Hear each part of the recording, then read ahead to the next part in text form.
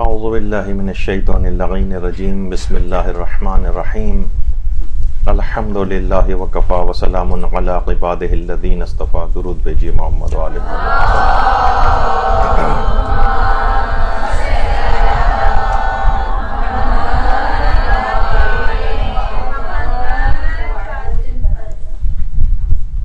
اچھا، اب ایک مسئلہ ہے کہ جو افراد تقلید نہیں کرتے اور تقلید نہیں کرتے تو کہتے ہیں کہ بھائی غیر مجتہد کے لیے تو جو ہے وہ، بلکہ وہ تو مجتہدین کے لیے بھی کہتے ہیں کہ ان کے لیے فتویٰ دینا جائز نہیں.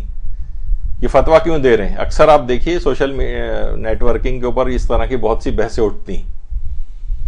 ہاں، غیر مجتہد کے لیے فتویٰ دینا حرام ہے، اور اصلاً یہ جو افراد تقلید نہیں کرتے نا اور اپنی مرضی کے مطابق عمل کر رہے ہیں، خود فتویٰ دے رہے ہوتے ہیں. بھائی ان سے پوچھیں گے آپ یہ نماز جو ہے اس طرح سے کیوں پڑھ رہے ہیں؟ تو وہ کہتے ہیں کہ بھائی یہ فلاں حدیث کے اندر یہ آیا ہے. تو بھائی یہ آپ نے یہ جو کہا ہے کہ حدیث کے اندر آیا ہے، آپ نے پوری تحقیق کر لی ہے؟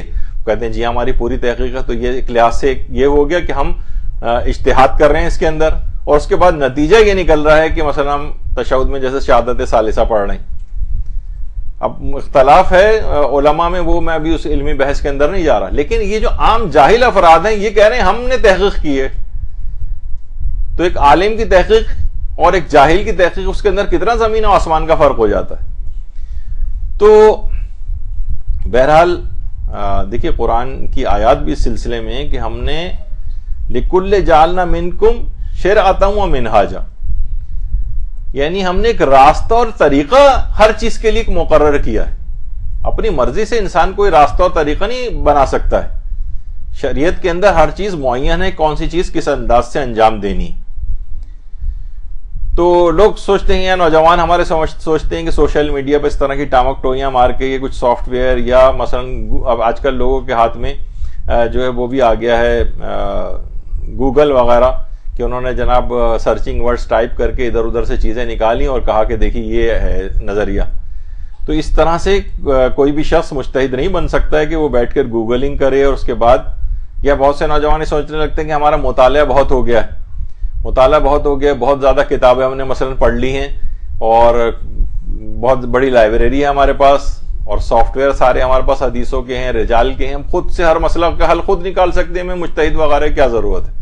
جو تقلید کرتے ہیں بعض اوقات وہ بھی اب یہ کہنے لگے مجتہد نے یہ والا فتویٰ غلط دیا ہے، یہ دیکھیے یہ حدیث کے خلاف ہے. ارے آپ اپنی علمی حیثیت اور وہ دیکھیں، مجتہد کے لیے کتنی چیزوں کا بے شمار علوم کو ایک مجتہد حاصل کر کے اس کے بعد اپنے سر اور داڑھی کے بالوں کو سفید کر کے کمر جھکا کر وہ ایک فتویٰ دے رہا ہوتا ہے.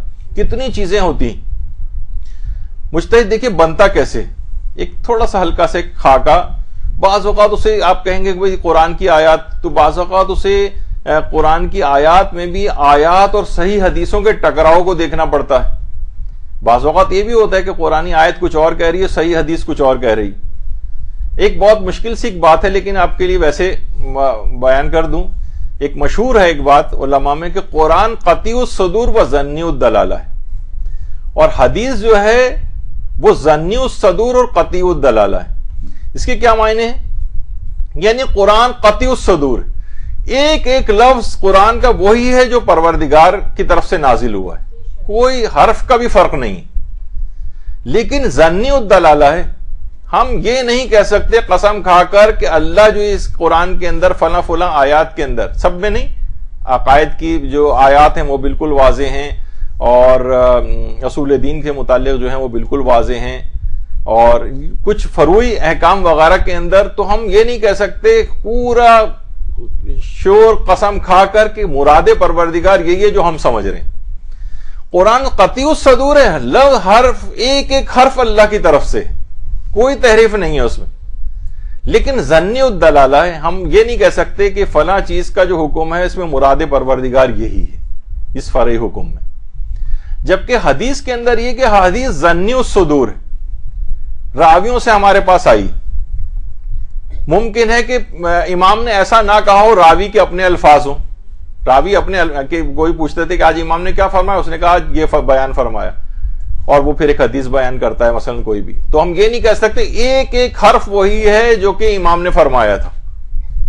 ظنی اس کا مطلب ظنی الصدور، یعنی ہم یہ نہیں کہہ سکتے جس طرح قرآن کے متعلق ایک ایک حرف وہی، لیکن قطعی الدلالہ ہے، حدیثوں میں بالکل قطعی طور پر حکم میں شریعت جو ہے اکثر حدیثوں کے اندر جو ہے جو بیان ہوتا ہے اس میں یعنی پورا قطعی اور یقینی ہوتا ہے، سب میں نہیں لیکن زیادہ تر احکام تو جس میں مجتہد واجب و حرام وغیرہ کا فتویٰ دیتا ہے کہ بالکل یقینی طور پر یہ بات۔ اب اس میں بحثیں بہت ہیں، کچھ لوگ جو فقیہ قرآنی اپنے آپ کو کہتے ہیں وہ کہتے ہیں نہیں قرآن جو ہے وہ قطعی الصدور و قطعی الدلالہ ہے، ظنی الدلالہ نہیں ہے، بڑی بحثیں علماء میں، فی الحال میں اس میں نہیں جا رہا، ابھی اس کی ایک مثال بھی دیتا ہوں آپ کو۔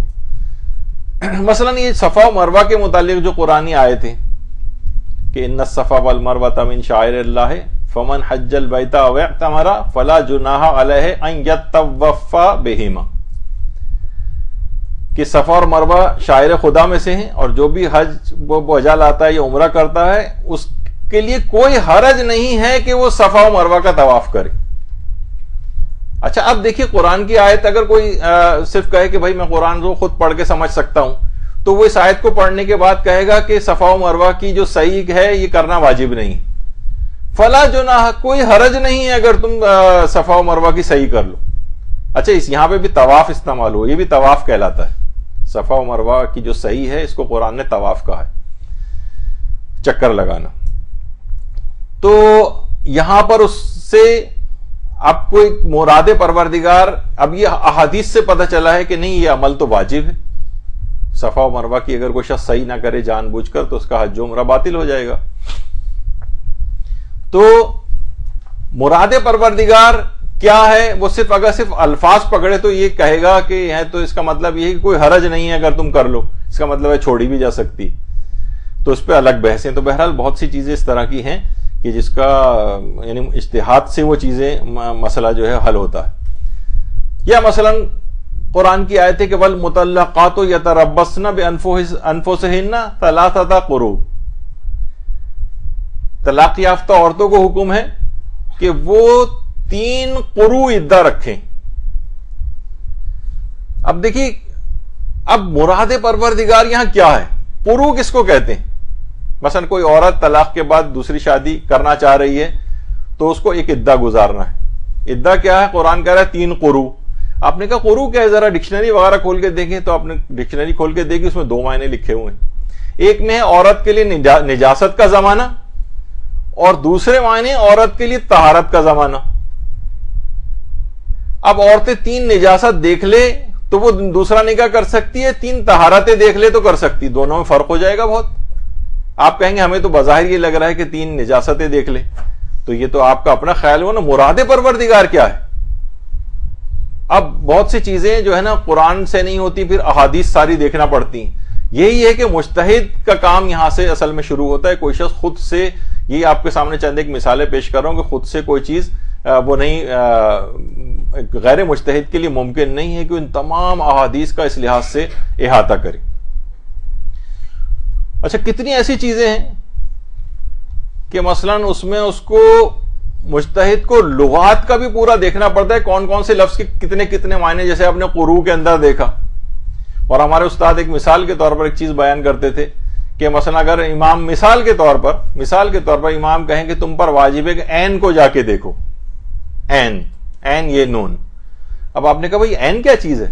آپ نے کہیں ڈکشنری کھول کے دیکھا، پتہ چلا عین کے 70 معنی لکھے ہوئے ہیں۔ آنکھ کو بھی عین کہتے ہیں اور پانی کے چشمے کو بھی عین کہتے ہیں اور انسان کے گھٹنے کو بھی عین کہتے ہیں، کسی ملک کے جاسوس کو بھی عین کہتے ہیں، رات کے وقت چوری کرنے کو بھی عین کہتے ہیں۔ اب آپ کہیں گے بھائی عین کو جا کے دیکھو کیا مطلب ہے؟ سورج کو بھی عین کہتے ہیں، تو سورج کو دیکھیں، آنکھ کو دیکھیں، پانی کے چشمے کو دیکھیں، گھٹنے کو دیکھیں، ملک کے جاسوس کو جا کر دیکھیں، رات کے وقت چوری کریں، کیا کریں؟ ایک آدمی پریشان ہو جاتا ہے، تو اسے لغات کے اندر صحیح طور پر کسی لفظ کا کیا مفہوم ہے یہ بھی جا کر چیک کرنا پڑتا ہے۔ میں یہ سب سامنے چیزیں آپ کیوں پیش کر رہا ہوں کہ آج کل یہ نعرے بہت لگنے لگے ہیں، تقلید کی کوئی ضرورت نہیں، ہر شخص کو خدا نے علم حاصل کرنے کے لیے کہا ہے، تو آپ خود کیوں نہیں علم حاصل کرتے؟ کیوں دوسرے لوگوں کے جا کر محتاج ہوتے ہیں؟ تو ہم بھی یہ کہتے ہیں کہ جی ہاں بالکل مجتہد بن جائیے۔ ہماری تو پہلی تقریر ہی اس موضوع پہ تھی کہ کیا تقلید کرنا واجب ہے؟ تو نہیں، آپ یا تو مجتہد رکھتے ہو تو مجتہد بنے، اور مجتہد بننے کے لیے ان تمام علوم سے گزرنا پڑے گا۔ یہ حاصل کر رہے ہیں تو اسلام کو کوئی اعتراض نہیں کہ آپ تقلید نہ کریں، لیکن ان تمام لغات کا بھی آپ کو وہ کرنا پڑے گا. اچھا دیکھیے، غیر مجتہد حکم خدا کو معلوم نہیں کر سکتا کیونکہ اس کے پاس یہ سارے علوم نہیں ہوتے. کتنے علوم کا اس کو حاصل کرنا ضروری ہے؟ تمام احادیث فقہی کا علم ہونا چاہیے. فقہی مسائل کی جتنی احادیث ہیں، خاص طور پر جو کتب اربع ہماری، اصول کافی، ملا یاسر الفقی، تہذیب الحکام، استبصار، یہ تمام کتابوں کے اندر جتنی فقہی احادیث ہیں، مثلا ان تمام کتابوں میں جو ہماری کتب اربع کہلاتی ہیں، ان کی فقہی احادیث کو شیخ حر عاملی نے حرم امام رضا علیہ السلام کے صحن مبارک میں، اللہم صلی علی محمد و علی محمد،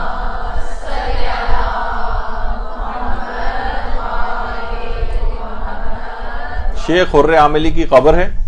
اور شیخ حر عاملی نے ایک کتاب، اچھا یہ شیخ حر عاملی کی قبر پہ ہمارے بڑے بڑے علماء اور مراجع بھی جاتے ہیں. آیت اللہ شبیری زنجانی، عام طور پر جو زائرین وغیرہ زیارت کے لیے جاتے ہیں وہ صرف حرم کے اندر قبر امام تک وغیرہ ہو کر آ جاتے ہیں. ان علماء کے قبور کے اوپر بھی جانا چاہیے. بہت بڑے بڑے علماء وہاں پر مدفون ہیں. تو انہوں نے شیخ حر عاملی نے وسائل الشیعہ کے نام سے، وسائل الشیعہ الی تحصیل مقاصد الشریعہ کے نام سے پوری کتاب لکھی. 20 سال کی محنت کے بعد یہ کتاب ہوئی اور یہ عربی میں 30 جلدوں کے اندر ہے. اور اس کے اندر احادیث فقہیہ 36,000 فقہی احادیث ہیں. 36,000. 11ویں صدی ہجری کے محدث ہیں شیخ حر عاملی. اور اس کا اردو ترجمہ بھی 20 جلدوں کے اندر علامہ محمد حسین نجفی صاحب قبلہ نے کیا ہے، مسائل الشریعہ کے نام سے. اردو ترجمہ بھی ہو چکا ہے، اگرچہ علماء کے اندر بہرحال ایک بحث جب اس کا ترجمہ نہیں ہوا تھا تب سے بھی چلی آ رہی کہ یہ احادیث فقہیہ کی جو کتابیں ہمارے جاہل معاشرے میں اس کے اردو ترجمے کرنے سے نقصان عام طور پر ہوتا ہے. وہ یہی ہوتا ہے کہ لوگ کہتے ہیں بھائی تقلید کی کوئی ضرورت نہیں، ہر شخص خود ہی نکالے اور مجتہد یہ جو احادیث ہیں خود ہی دیکھ کے فیصلہ کر لے کہ اسے کیا کرنا ہے. اب ایک ہی مسئلے کے اندر متضاد حدیثیں، اب کون سی حدیث کو لے گا یہ تو نور اجتہاد سے طے ہوگا. تو بہرحال تو یہ کتابیں تو اور علماء، اچھا شیخ حر عاملی، بستے شیخ حر عاملی کے نام سے جو انہوں نے دیکھا ہوگا جو زیارات کے اوپر جاتے ہیں وہاں، اور یہ خود شیخ حر عاملی جو ہیں ان کے متعلق ہے کہ حر عاملی اس وجہ سے کہ حضرت حر کی نسل سے، حضرت حر کی نسل سے، اور 36ویں پشت سے ان کا سلسلہ حضرت حر سے جا کر مل جاتا. تو اور حضرت ان کے متعلق مشہور ہے یہ بات کہ ان کا جو قبیلہ تھا، حر عاملی کا جو قبیلہ تھا، آل حر جسے کہا جاتا ہے، یہ حضرت ابو ذر غفاری نے اس کا ایک آدمی مسلمان کیا تھا، اس کے بعد پھر پورا قبیلہ مسلمان ہو گیا تھا. اللہم صلی علی محمد و علی محمد.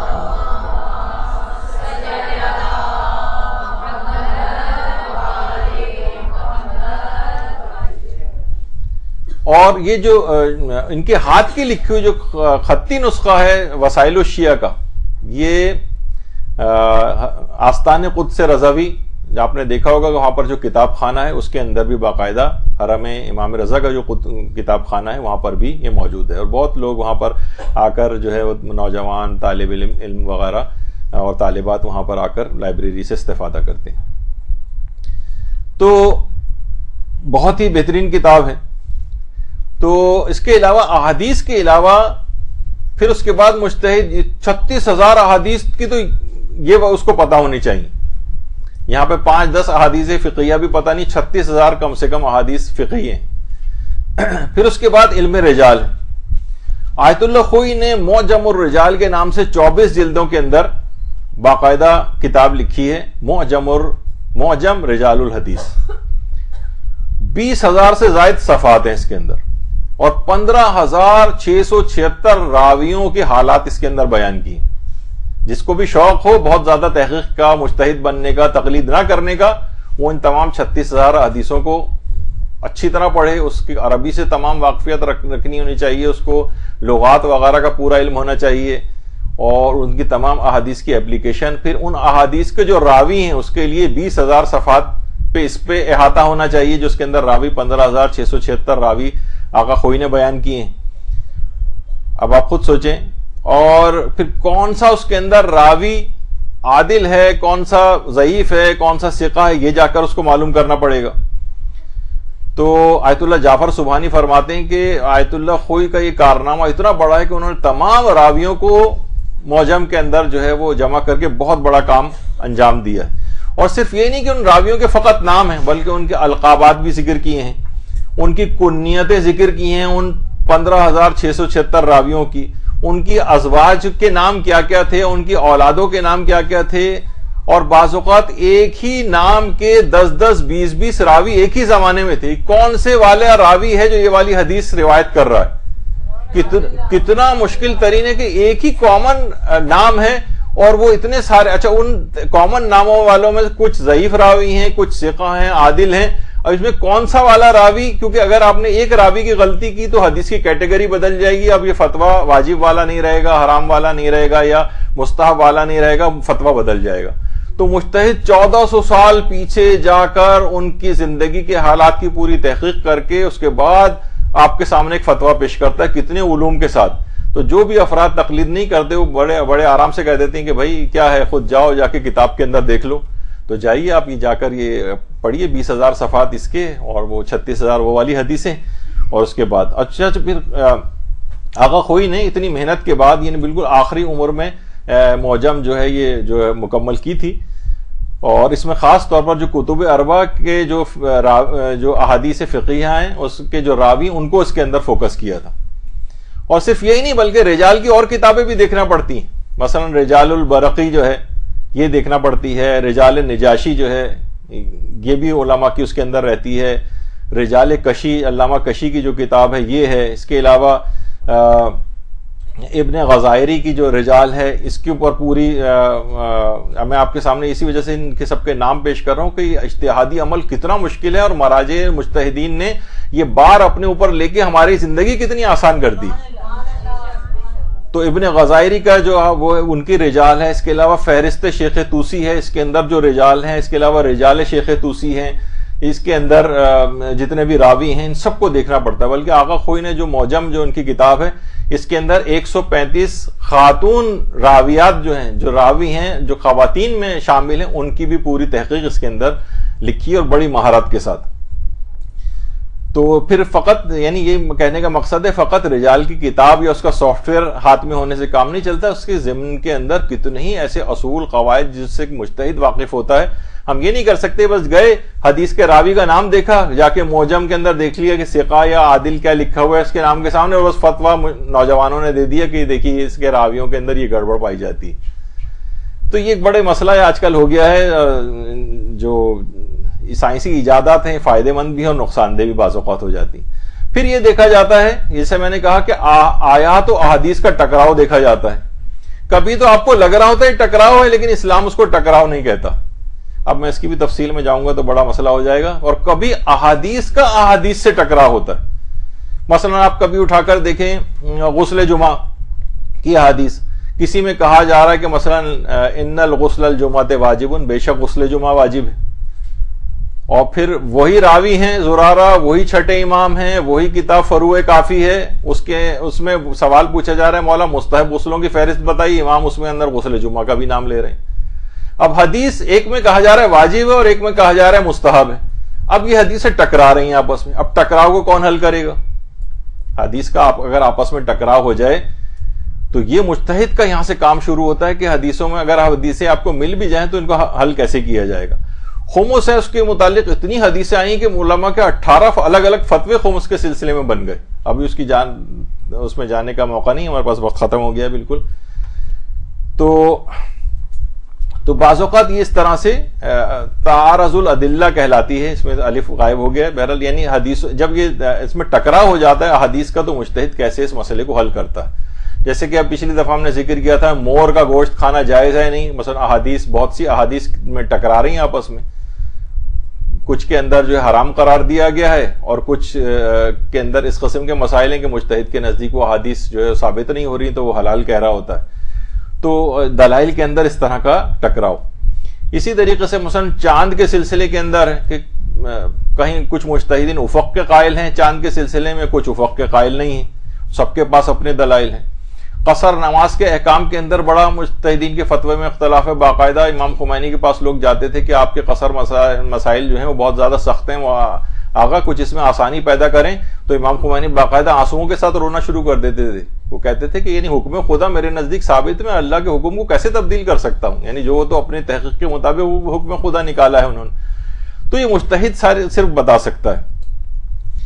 تو اس کے علاوہ مجتہد کو سابقہ اور موجودہ تمام فقہا کے فتاوے اور ان کے دلائل کا علم ہوتا ہے. ان سب کے بھی دلائل دیکھتا ہے کہ انہوں نے جو الگ فتوے دیے ہیں ان کے دلیلیں کیا تھیں. یہ ایک بڑا ایک معرکۃ الآراء مسئلہ ہوتا ہے. تو بہرحال حدیثوں کے خلاف بعض اوقات کبھی کبھی اجماع ہو جائے, حدیث صحیح ہے تب بھی علماء کا اجماع ہو گیا اس کے خلاف. جب بھی ہمارے ہاں اس کو کہا جاتا ہے کہ اجماع کاشف ہونا چاہیے, یعنی وہ اجماع جو علماء کا, بہت پوری دنیا بھی اگر حدیث کے خلاف ہو جائے تو حدیث کے خلاف نہیں جا سکتی. پھر علماء کا اجماع, دیکھیے ایک زمانہ تھا کہ جب کتاب خانے جلائے جا رہے تھے اور شیخ طوسی نے باقاعدہ نجف کے اندر حوض علمیہ کو منتقل کیا تھا, تو کتابیں بڑی تعداد کے اندر کتاب خانے جلا دیے گئے. لیکن کچھ فتاوے ایسے تھے کہ ان کی دلیلیں ہمارے پاس نہیں رہیں, لیکن سب کے سب مجتہدین اس مسئلے کے اندر وہ فتویٰ دیتے رہیں. تو ایک لحاظ سے اجماع قائم ہو گیا. اجماع اس لحاظ سے جب بھی ہمارے کہا جاتا ہے کہ اجماع کاشف حجت ہے, یعنی ایسا اجماع کہ جس میں خود امام معصوم شامل ہوں, یعنی امام کی کسی حدیث سے اس اجماع کا بھی اثبات ہوتا ہو. خیر ابھی اتنی تحقیق میں جانے کا نہیں ہے, تو اس میں دیکھا جاتا ہے حدیث کے خلاف اجماع تو نہیں, بہت سی حدیثیں صحیح ہیں لیکن علماء کا اس کے خلاف اجماع ہے, اس کو بھی نہیں لیا جاتا. اس کے الگ دلائل ہیں, چیزیں ہیں, یہ سب بھی آپ کو اگر کوئی شخص تقلید نہ کرنا چاہے تو اس طرف بھی چلا جائے وہ. تو اجماع آپ نے اس کی تفصیل ابھی سن لی. تو ٹکراؤ کو, اگر حدیثوں میں ٹکراؤ ہو جائے تو اس کو حل کرنے کے اصولوں کا علم ہونا چاہیے. جو شخص تقلید نہیں کر رہا ہے ٹھیک ہے, جائے وہ ان تمام اصولوں کو سیکھے, اور کس حدیث کو ترجیح دی جائے گی ٹکراؤ کی صورت میں, اس ترجیح دینے کے اصول کیا ہیں, سب اس کو پتا ہونے چاہیے. تو مجتہد اپنے دیکھیے درس خارج کے اندر ان تمام چیزوں کو ثابت کرتا ہے. آخوند خراسانی, یہ وہ بیٹھے ہوئے درس خارج دے رہے ہیں, ان کا درس انتہائی دقیق ہوتا تھا. سال میں 50-55 درس ہوتے تھے, 1000 سے زیادہ ان کے طالب علم تھے, اور یہ باقاعدہ اس طرح سے بڑا دقیق قسم کا ایک درس دیا کرتے تھے. مجتہدین کے سامنے یا قریب الاجتہاد لوگوں کے سامنے ان احادیث کو, ان اپنے مسائل کو ثابت کر رہا ہوتا ہے مجتہد. اور اب یہ درس خارج اتنے منظم ہو گئے ہیں, باقاعدہ حرموں کے صحن میں ہوتے ہیں. آیت اللہ ناصر مکارم شیرازی کا کہیں درس خارج چل رہا ہے, کہیں آیت اللہ وحید خراسانی کا درس خارج چل رہا ہے. تو انتہائی دقت کے ساتھ, یعنی بعض اوقات یہ ہوتا ہے کہ تقلید سے لے کر دیات تک کا ایک دورہ ہوتا ہے پورا, ابھی وہ دورہ مکمل بھی نہیں ہوتا کہ مجتہد انتقال کر جاتا ہے. یعنی اتنی تفصیل کے ساتھ, بہت سے تو ایسے مسائل ہوتے ہیں 6-6 مہینے 1-1 سال تک ان کی تفصیل مجتہد جو ہے دلائل کے ساتھ بیان کر رہا ہوتا ہے.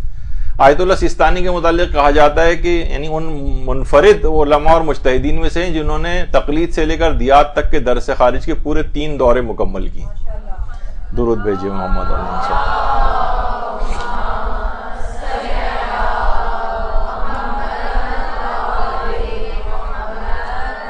تو بہرحال لغات کا ماہر ہوتا ہے وہ, اس کے علاوہ اصول فقہ کا ماہر ہوتا ہے. اصول فقہ کی ابھی میرے پاس اب اتنا وقت نہیں رہا, ورنہ ارادہ تھا کہ مثلا قانون استصحاب ایک ہے, اس سے کتنے ہزاروں سینکڑوں اور ہزاروں مسئلے اس سے حل ہو سکتے ہیں, اور قانون الزام ہے اس سے کتنے مسئلے حل ہوتے ہیں.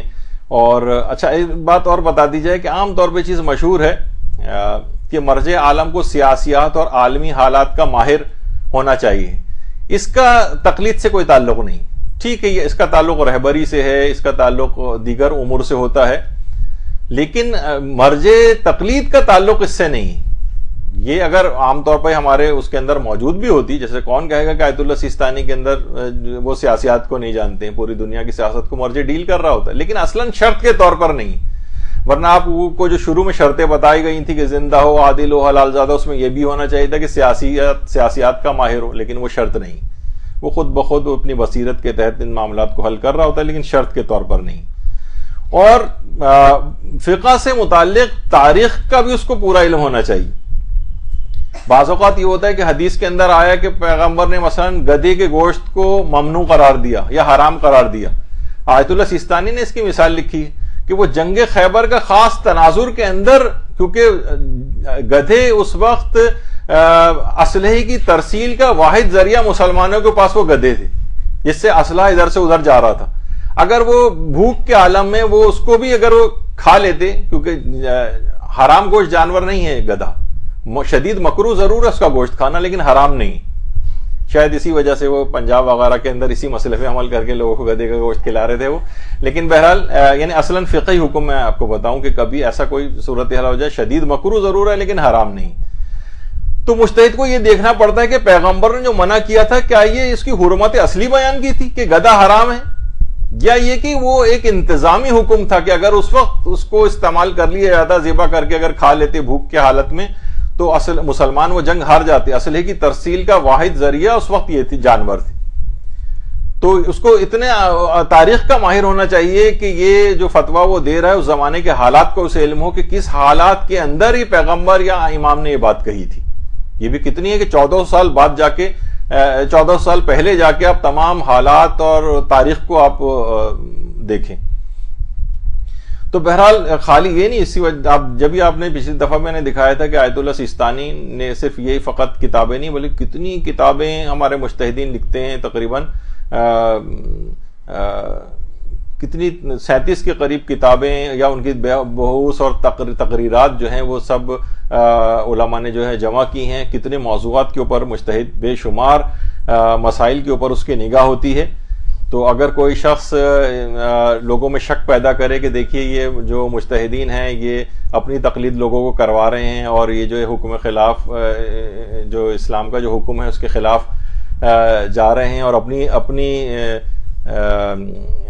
لوگوں کے اندر علمیت کو ظاہر کرنے کے لیے اپنی تقلید زبردستی کروا رہے ہیں, تو آپ نے دیکھا کہ کتنا زیادہ علوم کو حاصل کرنے کے بعد یہ اس مقام تک پہنچتے ہیں کہ ان کی تقلید ہو سکے. اور جو شخص نہیں چاہتا کہ ان کی تقلید کرے تو ان تمام علوم کو حاصل کرے, جب اس کی بھی کمر جھک جائے گی اور بھاویں کے جو بال ہیں وہ بھی سفید ہو جائیں گے تو وہ اس قابل ہو جائے گا انشاءاللہ کہ وہ پھر تقلید اس وقت تک نہ کرے, لیکن جب تک اس مرحلے تک پہنچنے سے پہلے تو تقلید ہی کرنا ہے. تو یہ ضمنی کچھ مسئلے تقلید کے لحاظ سے ہیں. شاید ایک آدھ اس کے اوپر لیکچر اور اگر کچھ مسائل باقی رہ گئے ہیں تو انشاءاللہ ہم اور کریں گے, ورنہ اس کے بعد نئے موضوعات انشاءاللہ شروع ہو جائیں گے. تو ایک ہلکا سے خاکہ آپ کو ضرور تقلید اور اجتہاد کے سلسلے میں آپ کے دماغوں کے اندر قائم ہو گیا ہوگا. تو انشاءاللہ ان علماء کی جب عظمتیں دماغوں کے اندر ہونی چاہیے کہ یہ جو بزرگ نظر آ رہے ہیں یہ اپنی تعریف منہ سے اپنی خود نہیں کرتے, انتہائی تقوی پرہیزگاری میں ڈوبے ہوئے ہیں, لیکن دوسروں کو ان کی زحمتوں کا اندازہ ہونا چاہیے کہ کتنے 20-20 گھنٹے تک 90-90 100-100 سال کی عمروں کے اندر 20-20 گھنٹے یہ لوگ کام کرتے ہیں اور پڑھتے ہیں, تب اس جا کر یہ فقہی احکام آپ کی خدمت میں پہنچاتے ہیں. وصلی اللہ علی محمد وآلہ الطیبین برحمتك يا أرحم الراحمين وصلى الله على محمد وآله الطاهرين.